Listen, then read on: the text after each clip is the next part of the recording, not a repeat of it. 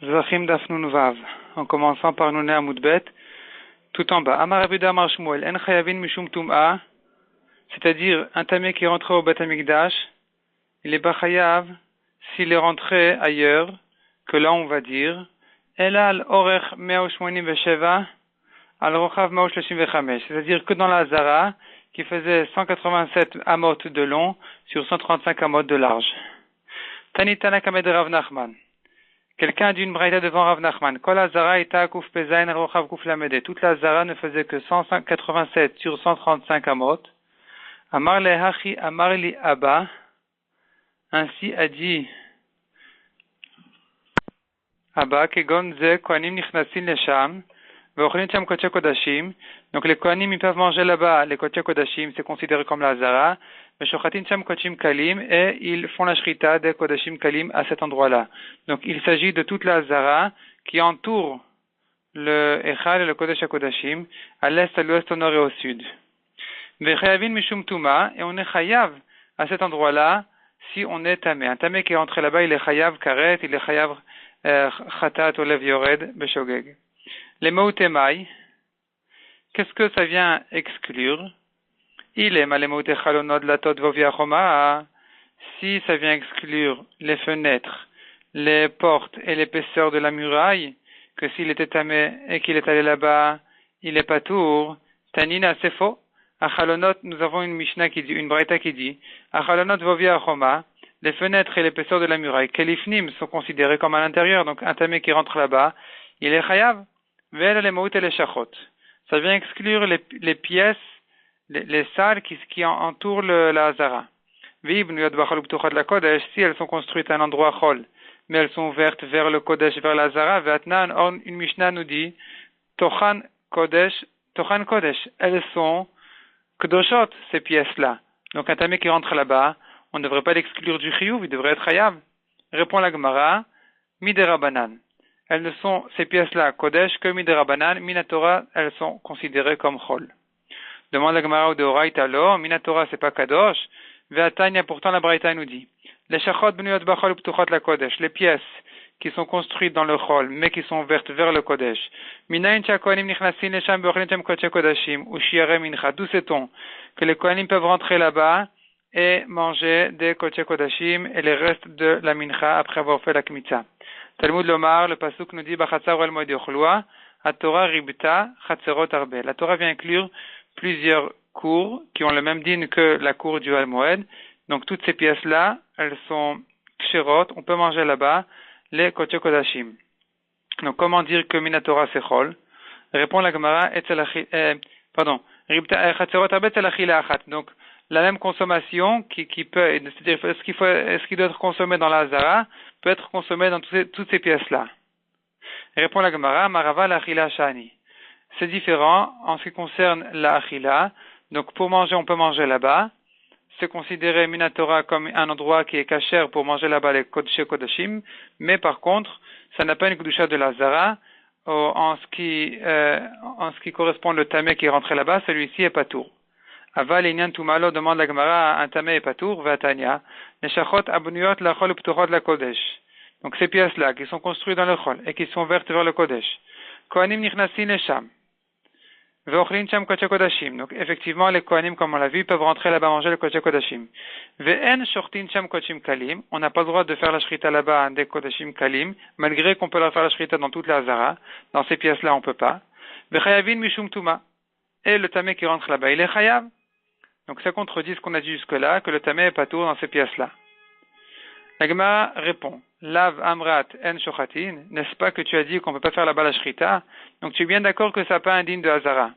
Tanenami, eh bien, tu n'as qu'à corriger cette halakha aussi en disant, en chayavin, effectivement, le tamé n'est pas chayav. Donc il faut corriger la braïta et dire que de la même manière qu'on ne peut pas faire la shrita de kochim kalim, de la même manière le tamé n'est pas chayav s'il est rentré dans ces pièces-là. La Gemara demande, Bishlama en shochatin, je comprends. On ne peut pas faire la shrita là-bas des kodashim kalim parce que beinam keneged apetach veleka. Il faut le faire en face de la porte, l'ouverture du echal. Or, ces pièces-là ne sont pas ouvertes en face du echal. Et la en chayavin amai. Pourquoi est-ce que le tamé serait patour s'il rentre dans ces pièces-là? La Gemara s'étonne velitamer en shochatin. Pourquoi est-ce que tu comprends pour quelle raison on ne peut pas faire la shrita là-bas des kodashim kalim? Mila skina, n'est-ce pas qu'il s'agit aussi d'un cas où des shrita kaneged à Petach, même celui qui fait la shrita en face de la porte du Echal, eh bien, ce din là est valable de dire que la shrita des kodashim kalim ne peut pas être faite là-bas, même en face de la porte du Echal. Donc, forcément, il y a une autre raison pour comprendre pourquoi est-ce que la shrita ne peut pas être faite dans ces pièces-là. Pas parce que c'est pas en face de la porte du Echal. Même si c'est en face de la porte du Echal, la shrita n'est pas valable là-bas. Des ileika, car si ce n'était pas comme ça, donc c'est-à-dire s'il ne s'agit pas d'un cas où il a fait la shrita même en face de la porte du Echal, et c'est sur ça qu'on a dit que c'est comme un pasoul dans ces pièces-là, les maï itztarir, quel est le chidouche évidemment que la shrita là-bas est psoula. Même dans la zara, ça doit être en face de la porte du Echal. Simplement, on a dit que toute la zara se trouve en face d'une des portes du Echal. Mais en tout cas, dans ces pièces-là, évidemment il s'agit d'un cas où c'était fait en face de la porte du Echal. Donc, et pourtant, la shrita est psoula. Donc, il faut comprendre que de la même manière qu'elle est psoula, elle a falgav de kashachit keneged apetach, malgré qu'il a fait en face de la porte, tanien shortin. On a vu dans la braïta qu'il ne veut pas faire la shrita. Mishum de lo kadish, parce que c'est pas kadosh.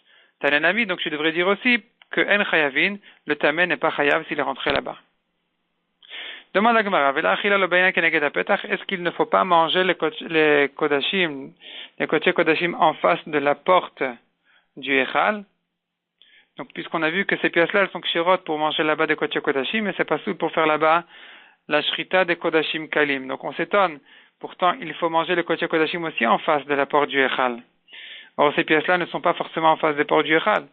C'est-à-dire pas toute la pièce au moins.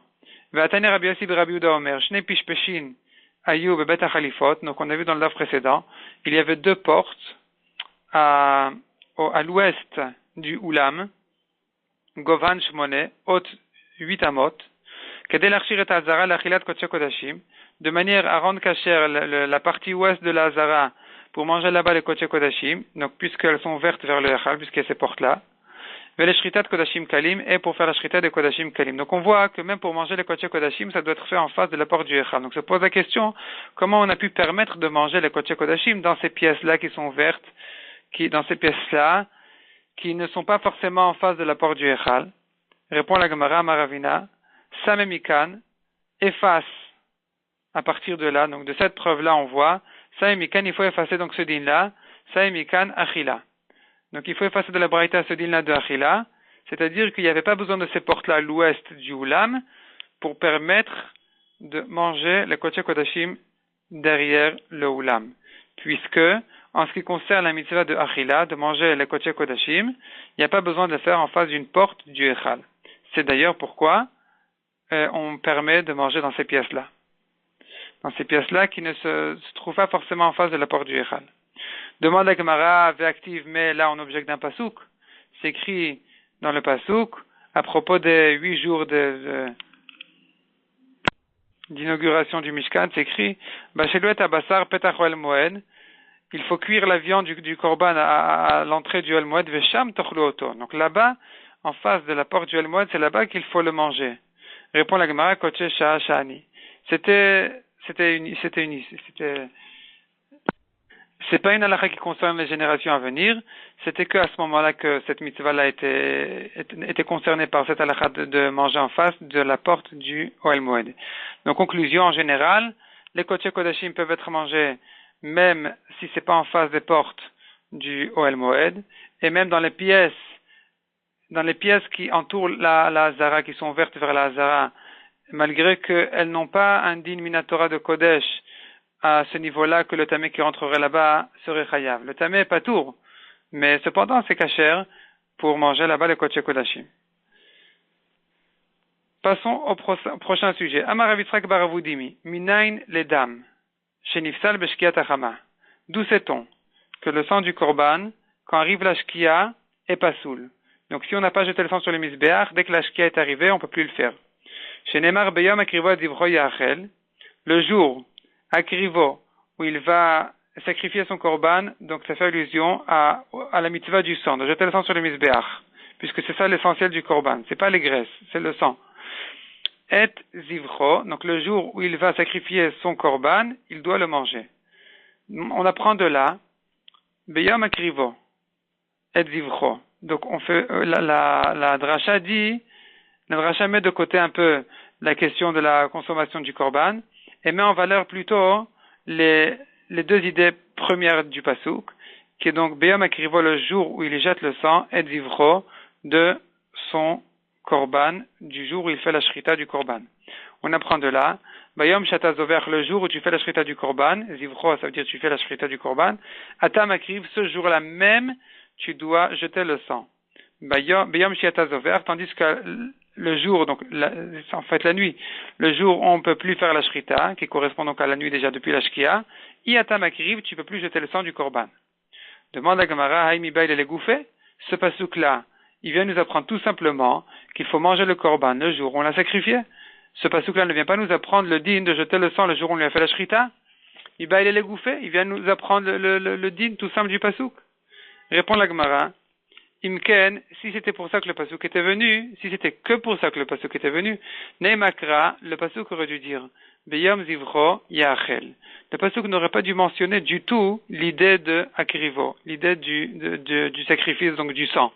Le pasuk aurait dû se suffire de dire Beyom Zivro, le jour où il a fait la shrita, Yachel, il le mangera. Akrivo Lamali. À quoi nous sert cette idée-là de Akrivo, du sacrifice du korban, donc de jeter son sang? Shmamina, ça vient nous apprendre une autre halakha au passage. Beyom Shata Zover, le jour où tu fais la shrita, Atam Akriv, tu jettes le sang. Beyom Shata Zover, mais à partir de la shkia où tu ne peux plus faire la shrita, puisque c'est la nuit, Iatam Akriv, c'est fini, tu ne peux plus jeter le sang. Demande la Gemara Vedil Machika Amarachmana, peut-être que la Torah va nous dire autre chose. Ikarivda Maïdna, si tu as jeté le sang aujourd'hui, Nitachil Basar Aïdna, tu manges la viande du korban aujourd'hui, ou le machar et demain.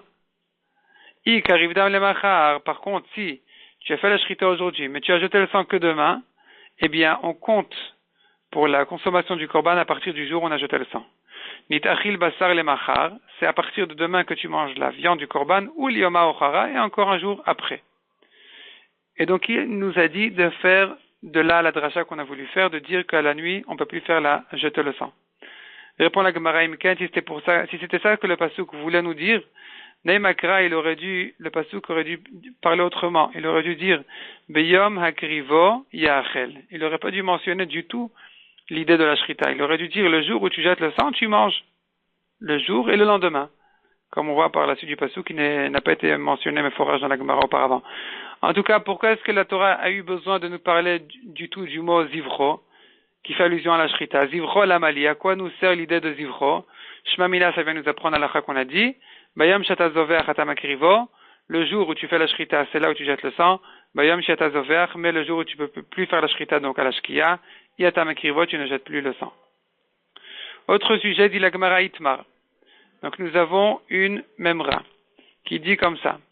Amechachev le or shlishi. Celui qui a une pensée de pigoul, il fait la shrita, ou une des 4 avodot, et il pense qu'il va manger le korban à la nuit du 3e jour. Donc un korban shlamim qui peut être mangé aujourd'hui, cette nuit et demain jusqu'à la shkia. Et lui il s'est dit je vais le manger demain soir, demain nuit, demain soir après la shkia. Donc c'est après son temps. Est-ce que le korban est pigoul ou pas? Chizkia amar kasher, Rabbi Yochanan amar pasoul. La Gemara ramène donc une marloquette. Selon Chizkia amar kasher, la Gemara s'explique Dea lo intik lisrefa. C'est vrai qu'on n'a plus le droit de le manger déjà ce korban-là, donc son temps est passé.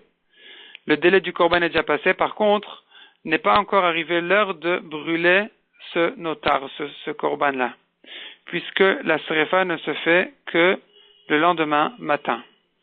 Donc, on ne peut plus le manger depuis la shkia, c'est vrai, mais toute la nuit, il est ni mangé ni brûlé. On ne le brûle que le lendemain matin. Donc, les pensées qui rendent le korban pasoul ne le rendent pasoul qu'à partir du moment où il a pensé à un moment où il faut déjà le brûler, selon Chizkia.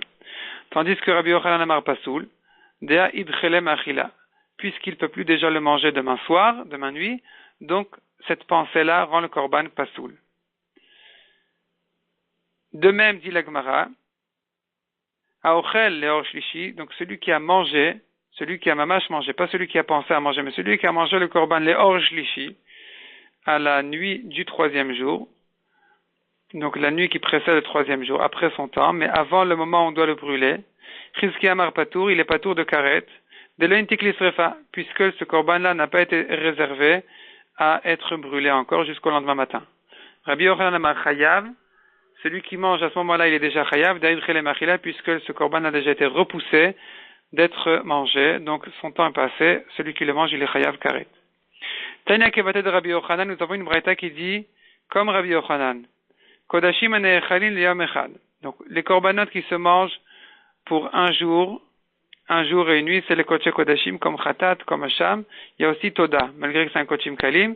Donc, tout ce qui est consommé le jour même, Mechashvin Bedaman, Mishetishka Achama. Déjà, s'il a pensé au moment de la Shrita de jeter le sang après la Shkia, déjà, c'est une marshava. Donc, c'est une pensée qui possède le korban. Ou bivsaran ou be'emurehen, tandis que s'il a pensé sur la viande et les graisses du korban, de les consommer ou de les brûler après leur temps, mishi ala mudashachar. Le délai est depuis amudashachar, donc depuis demain matin, puisque on peut manger ce korban-là toute la nuit minatora, et de même on peut brûler ces graisses toute la nuit sur le misbéach. Donc, s'il a pensé à manger ou à brûler demain après la mudashachar, c'est là où il est possède le korban. Kodashim, par contre, des korbanot anechalim lishnamim velala echad, comme shlamim, qui sont mangés et la nuit qui est entre les 2 jours. Mechashvin bedaman, s'il a pensé à jeter son sang, donc une mauvaise pensée, c'est possède mishetishka chama. Dès qu'il a pensé à jeter son sang après la shkia, c'est déjà possède le korban. Donc si au moment de la shrita il a pensé à jeter son sang cette nuit après la shkia, c'est possède le korban. Ou be'emurehen mishi ala mudashachar. S'il a pensé à brûler ses graisses à partir du Hamoud HaShachar de demain matin, c'est là où il est possède, parce que c'est l'Hamoud HaShachar qui est le dernier délai pour brûler les graisses. Ou bivsaran, et s'il a pensé à manger sa viande, mishetishka achama shel shnei yamim, dès qu'il a pensé à manger la viande après la shkia du 2e jour, donc demain soir, c'est là où il est possède le korban. Donc on voit comme Rabbi Yochanan contre Rizkia qui disait que jusqu'au moment où on brûle le notar, c'est-à-dire jusqu'au matin du 3e jour, la pensée n'est pas encore possède le korban. Ici, on voit que s'il a pensé même à manger après son temps, donc déjà à la nuit qui précède le 3e jour, c'est déjà possède le korban. Tanu Rabanan. Yachol Yehu Nechalin Leor Shlishi. Peut-être que on pouvait manger ces korbanot-là à la nuit du 3e jour. Qui a dit qu'à partir de la shkia, c'est fini, on ne peut plus le manger? Vedinu, on peut la prendre d'un kalvachomer ou d'une svara simple. Zvachim nechalin l'yom echad ou zvachim nechalin l'shnei yamim. Nous avons des korbanot qui sont consommés pour un jour et d'autres pendant 2 jours. Ma zvachim nechalin l'yom echad laila acharehen. De même que ceux qui sont consommés un jour, alors ils sont consommés la nuit aussi qui suit le jour. After zvachim nechalin l'shnei yamim. De la même manière, les korbanot qu'on peut manger pendant 2 jours, laila acharehen, on devrait dire que la nuit qui suit les 2 jours est aussi permise pour manger la viande du korban. Talmud Lomar, la Torah nous dit, ve'anotar adiom, tu peux le manger aujourd'hui et demain, est-ce qu'il reste jusqu'au 3e jour? Donc jusqu'au 3e jour, tu le brûleras, le 3e jour. Mais en fait, ici, on fait une raja qui dit autrement, qui coupe le pasouk un peu autrement, qui dit tu le manges aujourd'hui et demain, est-ce qu'il reste jusqu'au jour? Point. Donc, tu ne peux manger le korban que jusqu'à la fin du jour de demain. Be'odiom ou ne'echal, le jour il est mangé, ve'ino ne'echal le'or shlishi, mais pas la nuit du 3e jour. Yachol yisaref miyad, donc peut-être que on doit le brûler déjà, ou on doit le brûler déjà tout de suite à la nuit. Vedinu, et on pourrait la prendre une svara. Zvachim ne'echalin l'yom echad ou zvachim ne'echalin l'shnei yamim. Nous avons donc des korbanot qui sont consommés pour un jour et d'autres pour 2 jours. Mazvachim ane'echalin l'yom echad. De la même manière que ceux qui sont consommés un jour, techef l'achila srefa, dès qu'est terminé le moment où on peut les manger, on les brûle, puisque c'est au matin, on peut les manger aujourd'hui et cette nuit. Demain matin c'est fini et on les brûle tout de suite. Donc j'aurais dit aussi, de la même manière des korbanot qui sont consommés 2 jours, techef l'achila srefa, dès que tu as fini de les manger, dès que est arrivé l'heure où on peut plus les manger, c'est-à-dire demain soir, srefa, on les brûle la nuit. Talmud Lomar, le pasuk nous dit, Bayom Ashlishi Bashisaref. Bayom atasorfo, tu les brûles le troisième jour au jour, veillez atasorfo balayla, mais pas la nuit.